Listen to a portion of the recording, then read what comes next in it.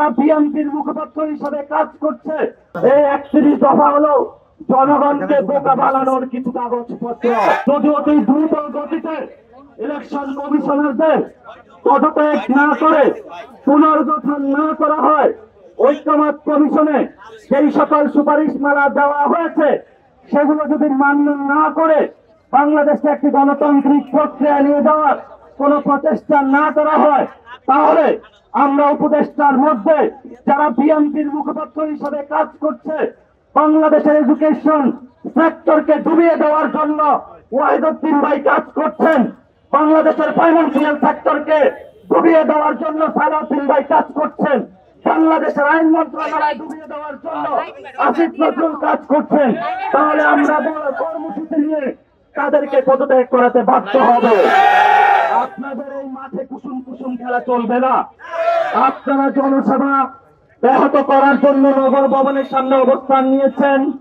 আজকে পুরো ঢাকা অবরুদ্ধ, জনগণের নাবিশ্বাস উঠেছে, ইলেকশন এখনো হয় নাই, তার আগেই তো জোর জবরদস্তি দখল শুরু করেছেন। ইলেকশন হলে তো আপনারা দেখা যাচ্ছে হাসিনার চেয়ে বড় হিসেবে আবির্ভূত হবে।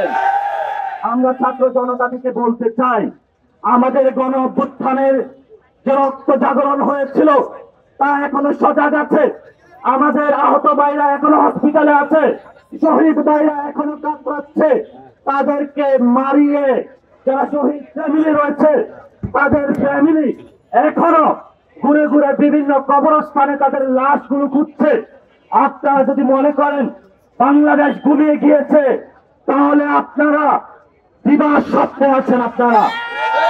আপনাদেরকে আমরা হুঁশিয়ার করে উচ্চারণ করতে চাই, জনগণকে দুর্বল সৃষ্টি থেকে নিজেদেরকে গণতান্ত্রিক প্রক্রিয়ায় ফেরত আনেন। যদি গণতান্ত্রিক প্রক্রিয়ায় আপনারা ফেরত আনতে না পারেন, তাহলে জনগণ যেইভাবে হলো শেখ হাসিনাকে ছুঁড়ে ফেলে দিয়েছিল, তেমনি ভাবে আপনাদেরকে ভবিষ্যতে ইনশাল্লাহ ছুঁড়ে দেবে। আর্টিকেলের 118 এর যে আর্টিকেলের অধীনে এই নির্বাচন কমিশনে সার্চ কমিটি গঠন করা হয়েছিল।